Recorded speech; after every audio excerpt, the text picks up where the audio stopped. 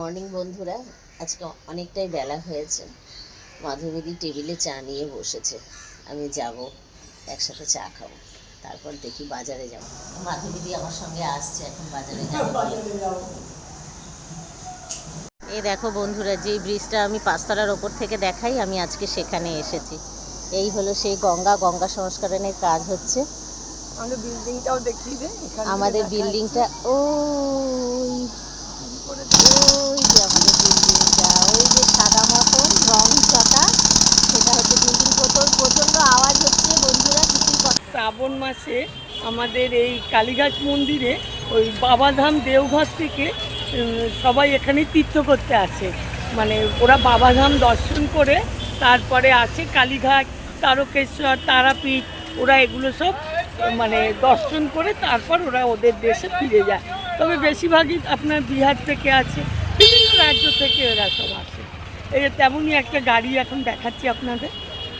বাজারের পথে আমরা নেমেছি, এবার চলুন আমরা এবার বাজারের দিকে রওনা। পুরো আলু ভেন্ডির তরকারি করব। তেলের মধ্যে একটুখানি মুসুরির ডাল আর কালো জিরে ফোড়ন দিয়ে দিয়েছি।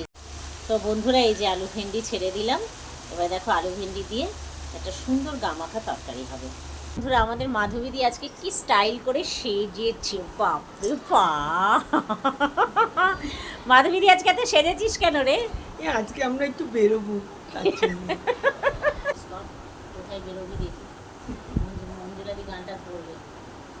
মাধবীর মধুতে হলো মিতালি, এই বুঝি জীবনের মধু গীতালি। জলে দেখি জোনাকি, মন হলো আনমোনাকি। মাধবী মধুতে হলো মিতালি, এই বলি দেখি জোনাকি, মোর জীবনের মধু গীতালি। মাধবী মধুতে হলো মিতালি। টাটা, আজকের মতো শুভরাত্রি।